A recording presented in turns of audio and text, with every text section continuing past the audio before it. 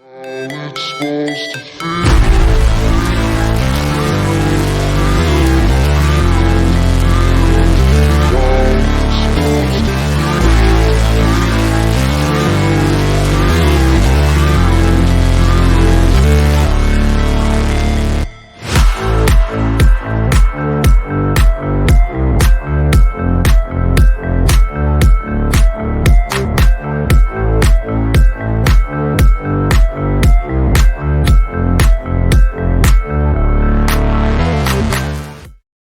Yo, yo, yo, welcome to wNS9 Plus. I'm your host, Anthony DiNardo. With me, we got Jim, and we have a special treat to you.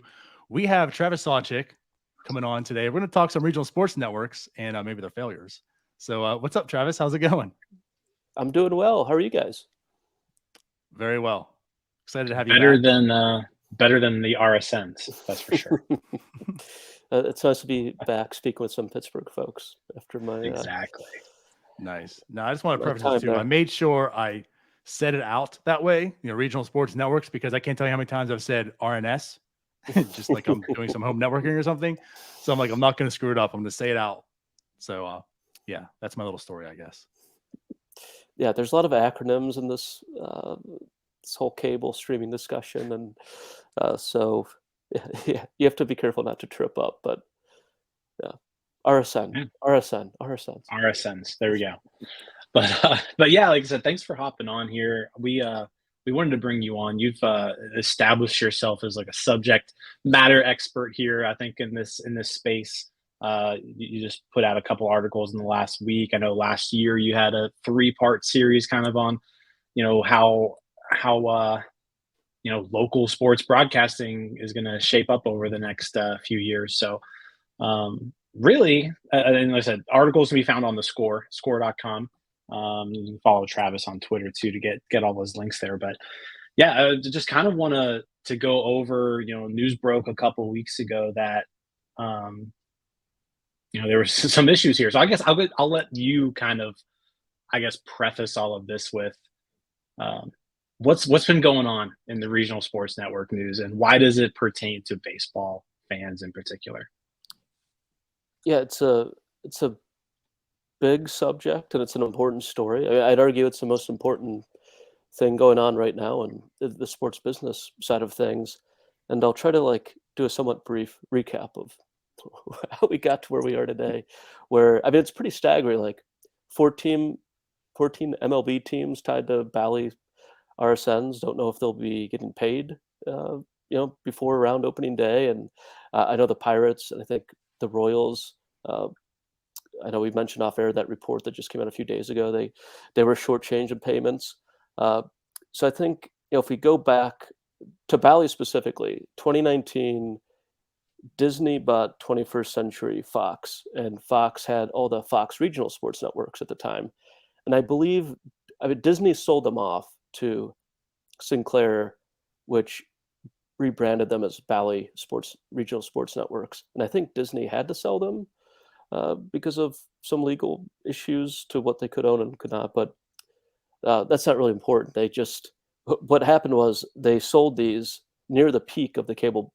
I don't know if we want to call it a bubble, but near peak subscription. So in 2014, there were like 100 million cable subscribers in the US. And that was starting to slowly decline. And by 2019, cord cutting had started to take off a little bit. But that's only accelerated since Bally bought all the RSNs, or Sinclair bought them and put them under their Diamond Sports subsidiary and rebranded them Bally. See all the different terminologies that are involved in Yeah, this. right. But basically they bought at the peak of something of a bubble where the distribution model for live television is changing, and it's going more and more to streaming. Just recently, Comcast, the largest U.S. cable provider, they announced their fourth quarter and full year financials, and they were down. They lost 11% of their cable subscribers just in the last year. And overall, the cable market's gone from 100 million in 2014 to 70 million in 2022. So that's a 30% decline. So you have fewer subscribers paying the bill for the RSNs, and what the RSNs are paying teams is a set cost. So you have fewer people paying. So the existing cable subscribers' bills go up for the same content, and then you have people cutting because their bills are. So it creates this kind of death spiral, as I would call it. And the younger generation, like you fellas, are more likely to be streamers. Roku's hours on their streaming platform are up 23% this year. So you have, I think that's a good example or side by side comparison. Comcast down 11%, Roku up 23%, and you can kind of see where these trend lines are going. And it's not just subscribers; it's advertisers too. When you advertise on TV connected to the internet, streaming connected TV, advertisers have better data on who is watching, how long they're watching, what was the engagement. Where cable, it's always been kind of a guess. I mean, even like the Nielsen ratings, it was always just kind of a guess of who was watching, what was the audience. You never really knew. Now you know. So you have advertisers leaving, and you have subscribers leaving, and you have these RSNs holding the bag. And Bally's the big one because they have the 19 RSNs, 14 major league teams, and just last week they weren't able to pay their debt. They took on $9 billion in debt to buy these, and they at the near the peak of cable, and they didn't make their debt payment last week, and that set up this 30-day window to try to figure something out. At the end of which they're expected to declare bankruptcy. And Rob Manfred said again last week that if they're unable to pay, baseball will take back their rights and they'll figure out a way to distribute them to fans. And that's kind of where we are. And there's a lot more questions that need to be answered within the next month or two. But it's we're at this kind of amazing, I don't know, rupture point in how we watch live sports TV. And I wrote that series last year, and I thought this was likely to happen by the end of the decade, but I didn't think it was going to happen a year later. Yeah. So that's my synopsis of where we are today. Okay. Yeah, because it was interesting. So a year ago, you basically said like it's going to be impossible for this whole thing to really collapse and get shifted to a straight to consumer product anytime soon because of the way this RSN model is, and everybody's got different deals expiring at different times. Like MLB doesn't really have control of the product on a local level. So, and this is kind of accelerating everything. Where if there's these 14 teams, which is half the league, if half the league can no longer distribute their product locally through an RSN, then they're going to have to figure out some other way for these 14 teams to do it.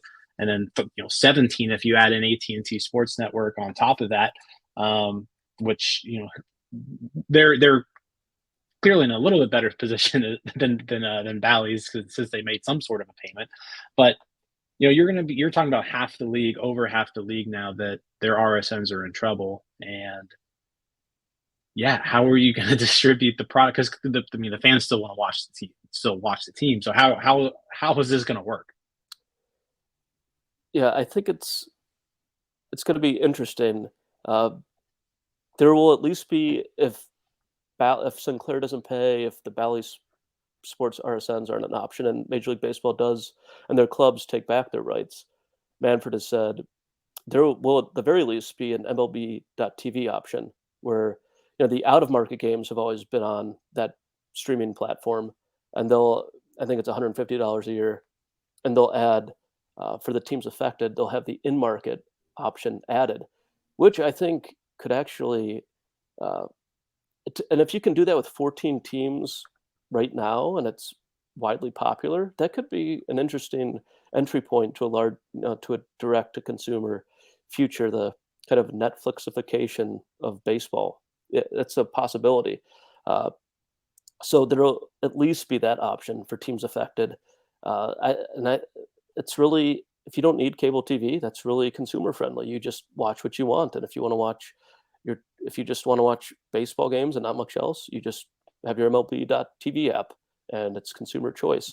Now, owners are terrified of, I think, the direct-to-consumer model because for so long they've been subsidized by cable viewers. Most people that subscribe to cable do not watch live sports. They watch all sorts of things, but only a fraction of the audience watches live sports. But it's that RSN fee that's hidden in your cable bill, or the ESPN monthly fee that's hidden in your cable bill, that were two of the most expensive aspects of that. So if that model goes away, and those guaranteed cut checks that are cut to every owner like Bob Nutting go away every year, and they're forced to, uh, possibly go to a direct consumer model where people have to purposely go out of their way to subscribe, they really want to watch, that Mhm. the losing those guaranteed checks has to be terrifying, because since the Islanders and Cablevision started this whole model in the early 80s, it's been kind of one of the most important bedrocks of revenue for teams, is that local in-market cable revenue is guaranteed year after year. And I think sort of shielded teams from, uh, you know, having to be as competitive as they ought to be, because they were receiving these guaranteed checks regardless of performance or even ratings. 10-year deals where you're just kind of locked in. So yeah, this whole shift is really fascinating. Now, Manfred also said if they take back the rights, they'll put them on the MLB.TV app, but they'll also try to sell them locally directly to cable providers. But they surely won't get the same deals that were cut. And Manfred even said that they'll be taking a short-term hit. So it'll be really interesting to see within the next 30 days or so, next couple months, how this all plays out. But I do think that direct-to-consumer option, looking 5 years out or so, that might be a viable model. Because if it's not that, then you have to find a third-party distributor for your in-market game inventory, and that's always been, the RSNs. If they're gone and you don't want to go direct to consumer, who steps in as a third party? That's the other big question. Who would it be? Like, we've seen Amazon, Apple, Google, YouTube fight over NFL rights, and I think that national NBA package will be highly bidded for too. But the baseball package it was lukewarm interest. Like, Apple took the Friday night games, Peacock did the Sunday morning games, but that deal that replaced the previous ESPN deal, the new deal is ESPN, Peacock, Apple, replacing the old midweek ESPN, or the old ESPN cable deal. It's for less money than the previous ESPN deal. So that was sort of lukewarm interest, and you wonder. We see the Pac-12 deal with this too, where they're finding a hard time to get someone to buy their rights. So if you're not the premium product like NFL football, and I guess English Premier League, if they ever came up, they would be there. NBA is probably ahead of the baseball in pecking order. You just wonder, who is that third party distributor going to be if it's not RSNs? Do you have to go direct? And I'm kind of rambling on, but that's sort of where we are at this moment in time. Yeah, I mean, you bring up kind of how that steady check, right? And that's kind of what owners have relied upon. At the same time, kind of looking at this from a Pirates fan standpoint, from a fan of a small market team, that's also been the main really difference in, say a team like the Pirates and a team like the Dodgers, right? Is the Dodgers local TV deal is just exorbitantly larger than a team like the Pirates. So I think what I'd be most looking forward to is if this does come to a direct to consumer product that MLB is putting out, through like an MLB TV, you call it MLB.TV plus, I think is the kind of the phrasing that you've put on it. Like, if that were to become a thing, is this something where, yeah, the Pirates just get the people who subscribe to the Pirates? Is it something where they pull it all together and just every team affected shares all the revenue? Could it lead to a more streamlined local TV revenue sharing deal? Or, like I said, like you mentioned, a team like the Pirates, I don't know how many people are going to go in there and subscribe. Yes, I want to watch every local Pirates TV game. Like, that could be a big hit for a team like them, or a team like, the Diamondbacks or the Marlins or the Rays, right? Or a number of these teams. So I think that's what I'm most curious on. Yeah, that's another one of the big questions, is if it's direct to consumer, or if some tech giant decided, yeah, we'll buy all the games. How would that revenue be distributed? Would it be as unequal as it is in today's world, or would it be more something closer to the NFL model, where it's split evenly? And the NFL they're already the kings of sports media, and they're totally uninvolved in this RSN nightmare. So, or would it Yeah. be something closer to that? And for fans in small markets like Pittsburgh or here in Cleveland, where I am, that would be great, because that's been a cloud that overhangs a sport every offseason. There's only a handful of teams bidding on the biggest stars, and so many teams go into the season without much of a chance. And I think the Reds president even didn't he say recently that we have zero chance? Yep. So that's not good for the game when you just have this blatantly unequal playing field and a union that's not interested in a cap and floor system. So yeah, it's a tough spot. And my selfish hope as a fan of baseball and a person who grew up as a fan of a small market team is that there would be a more equal uh, way of sharing revenue, or at least more competition in the system, where to get those subs, you have to put out the best product you can. And you can't tank away a season because no one's going to be watching. So I hope something like that would make the game more fan friendly, and we see less tanking teams and more competition. And I was talking with someone who has experience on the team side and the RSN side, and he shared that he always had this feeling that the rabid faction of fan bases were always much smaller than many people believed. Like the audience that would actually sit there and watch most games on television, or maybe be willing to subscribe, would be much, much smaller than the existing, what you're getting from cable. I think most RSNs probably get about, I think it's $6 to $8 per subscriber of cables going to the RSN.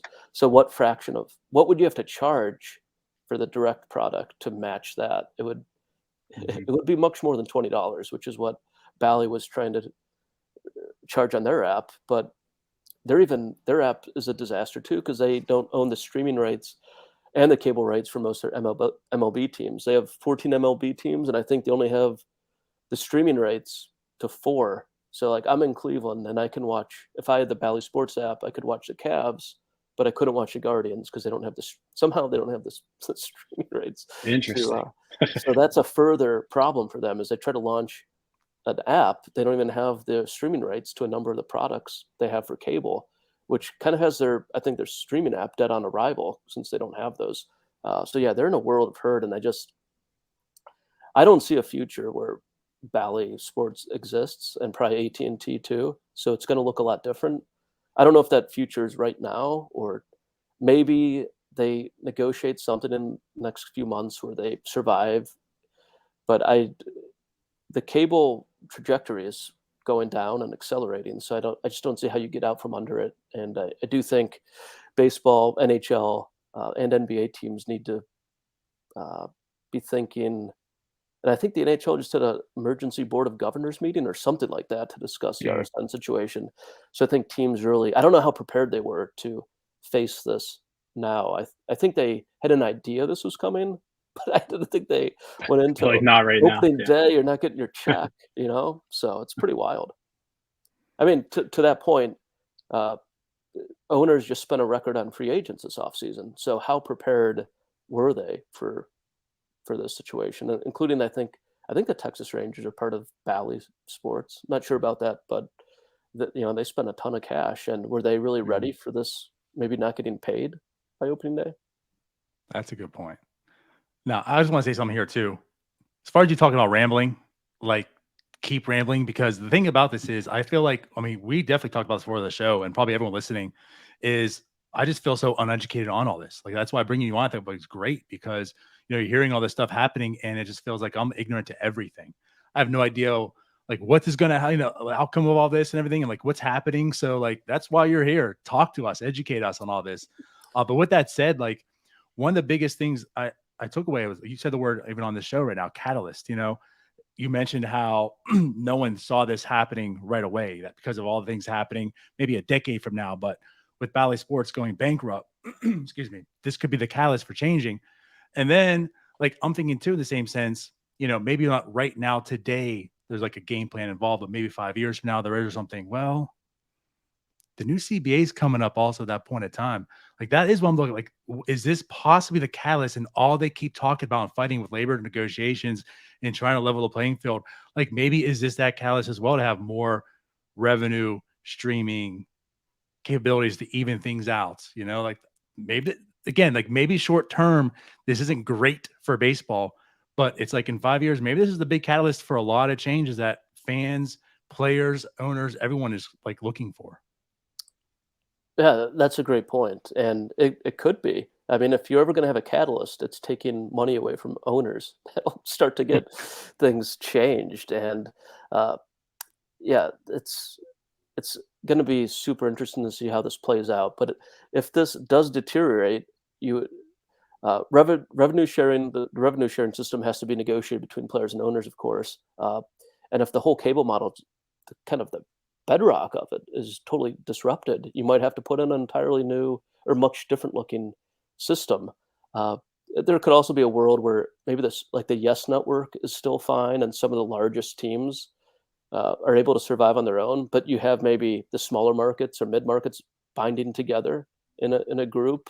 So there could be like these tiers. We sort of see it in college football, where the SEC and Big Ten have mega deals. We see the other conferences. What is their future? So I wonder. It's going to be really fascinating to play out, and I you have to be, I guess, a real weirdo to dig into this, like I did. But I don't know. A year ago, in part because my cable bill kept going up, because I switched. I went to a streaming network. It was Hulu at the time. They had the RSNs, and I was paying like $65 a month. It was great. And then Bally and Hulu couldn't agree, so they took the RSNs away. So then I had to go to a more expensive streaming service, DirecTV. But every few months, my cable bill would go up, and I'm like, "What is going on here?" And it's really this death spiral where I think it's the rights fees stay static, but there's fewer people paying for them. The bill keeps going up, and people are like, "Well, I'm just going to cut this and look at my streaming options." And it could be a catalyst as this continues to play out. It's going to be a catalyst for some sort of change. What that looks like, I don't know that anyone has a great feel for it right now, but it's going to be different. Yeah, and I think long term, you know, the ability to stream and market baseball games is like something that just has to happen, right? For Major League Baseball to reach a younger audience, they need to be able to do away with the local blackouts, and you should be able to watch your teams locally through MLB.TV, right?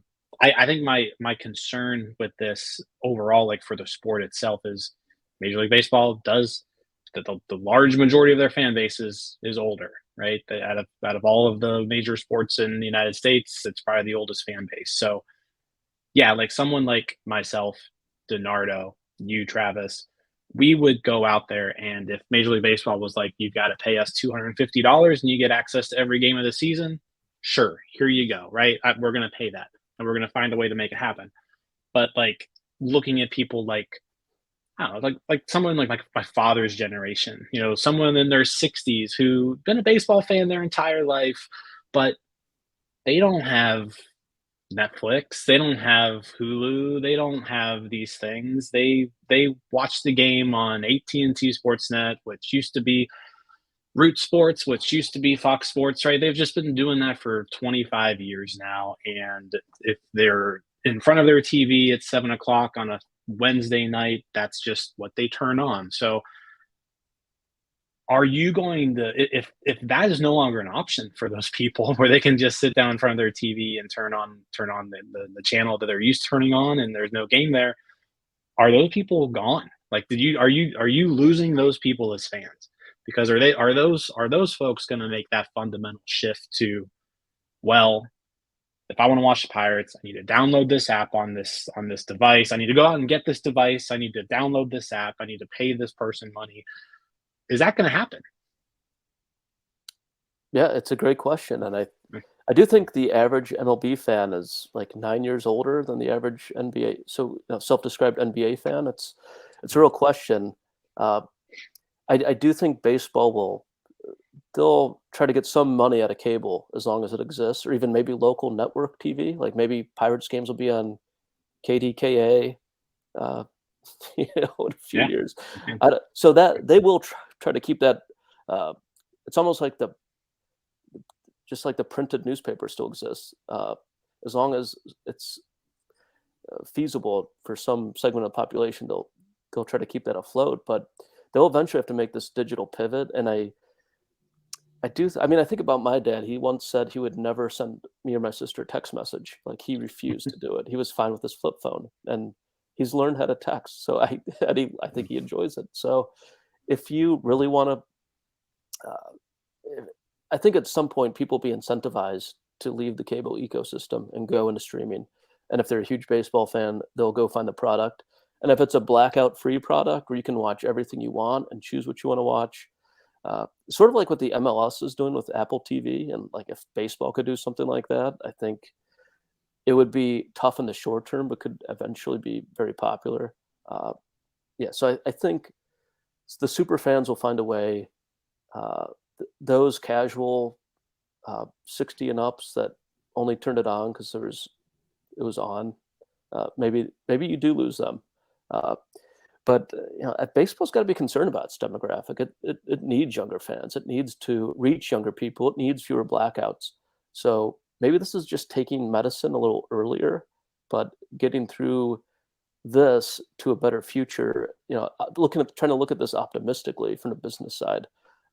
Maybe it could be what seems terrible today is an opportunity for something new. Because you look back through history, owners were terrified of what television meant for gate receipts, and that's why the archaic blackout rules are really rooted in that. They were terrified when the Islanders put their games on Cablevision. What does that mean? And later on, everyone embraces it, and it was created more money for players and owners and brought more games to fans. So everyone benefited from that system, and I think everyone will ultimately benefit from this too. And I hope it is for small market fans. I hope it's not just avoiding blackouts, but you have owners like Bob Nutting who are, you have to always, you can't have 100 loss team multiple years in a row. You always have to be more competitive, and not that even teams are really built entirely through free agency and big salary players, but you have to be competitive in player development, the draft, and you have to get people to watch. So it'll be interesting to see how that aspect plays out.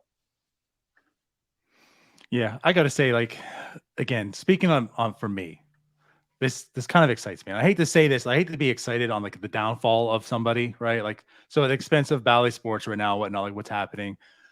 I think like this is great for the future, as you talked of. I mean, this is definitely the way it's going, right? I mean, I think all three of us right now have cut the cord, right? Jim, you as well. Yeah, you have Hulu, right? Mm-hmm.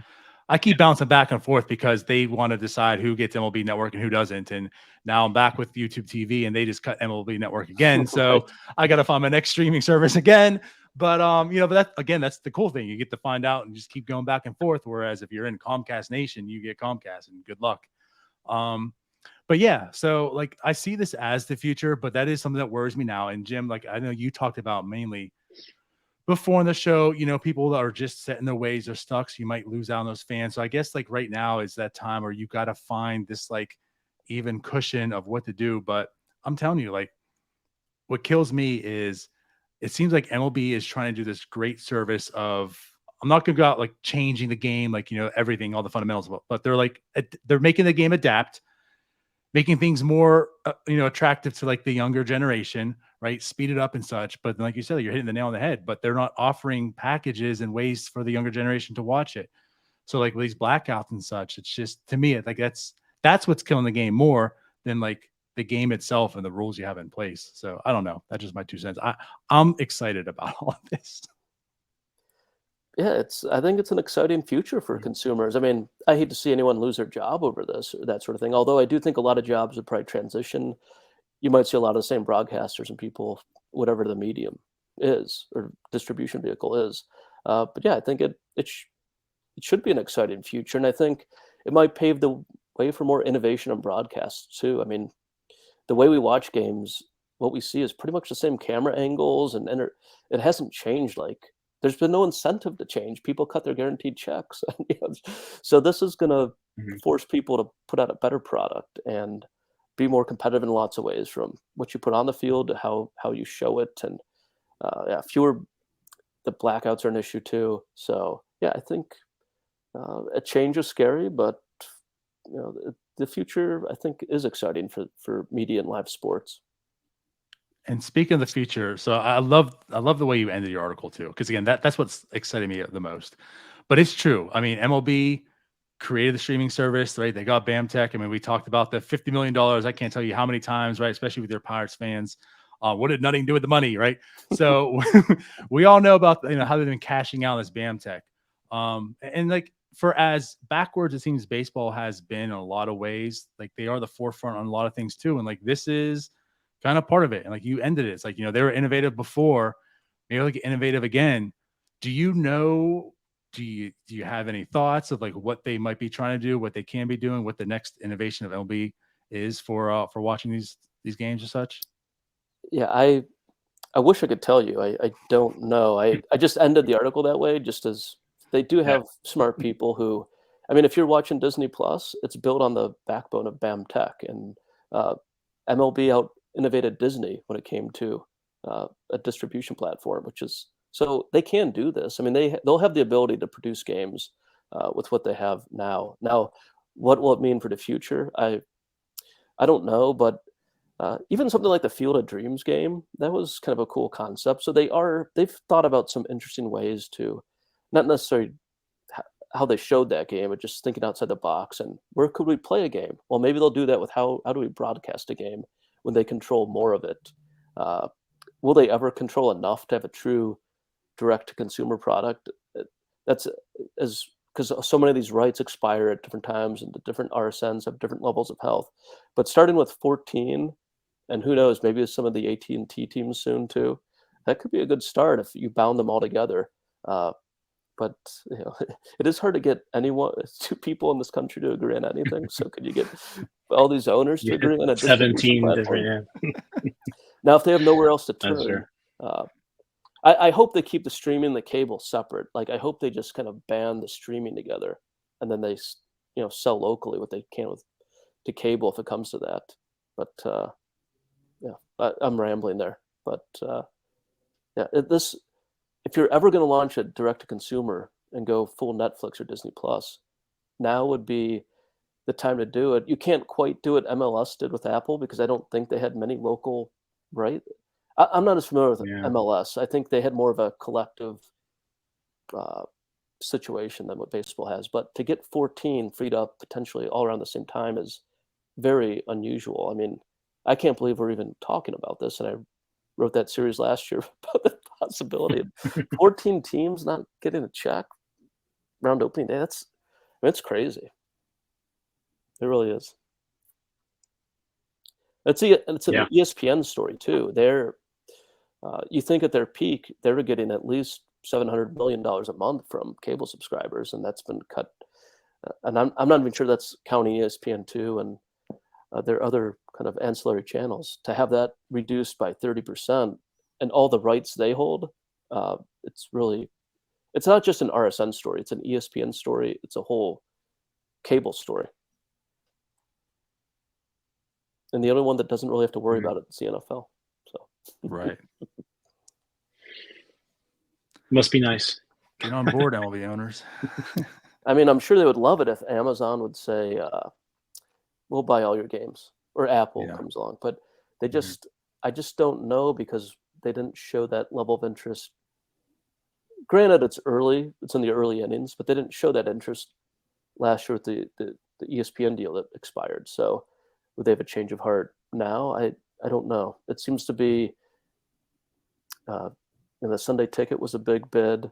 Amazon's paying, $1 billion a year for the Thursday night game.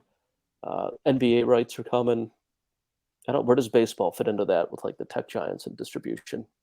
I don't know. Interesting.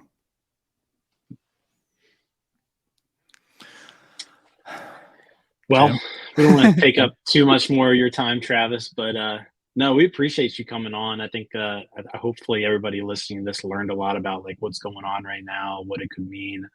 I know everybody hates blackouts. That's kind of everybody's biggest thing is, hey, if we can take away blackouts, that's a step in the right direction. So yeah, it's going to be interesting to see where we go. It should be potentially much fewer blackouts this year. We'll see. Yeah, ultimately, it should be down the road good for consumers, and to get owners off these guaranteed checks, I think has huge potential too. So I hope. I mean, who knows? Maybe we'll all end up maybe we'll end up paying more than we ever paid for Right. cable bills. We have like 7 different streaming services. I hope that's not what it comes to, but Right. I hope it will be an exciting future for all of us that watch live sports on a large screen, which I think is many of us. Yeah. Do you have it? Does the AT&T, is that on Hulu in Pittsburgh, or like which streaming services? How's your RSNs there? You know what? I'm not sure. Neither of us are actually in the Pittsburgh market. So okay. You're on the wrong podcast if you want people from Pittsburgh. I'm not entirely positive, to be honest with you. So do you watch Pirates like through MLB.TV then? Yeah. Okay. Yeah. Same. And I'm located in Jacksonville. Same thing. I watch MLB TV, but in Jacksonville, so the Rays and Miami are all Bally's. So I wasn't able to watch any of those games because normally I could, because I would, when I had TV, right, pop it on. But like you said, with Bally's going on, with all the streaming services, like you couldn't get them on there. So I couldn't watch any of the games that way. So no more Bally's. I can start watching games hopefully. Yeah, along those lines, I'm in Louisville, Kentucky. So Cincinnati is the local team here.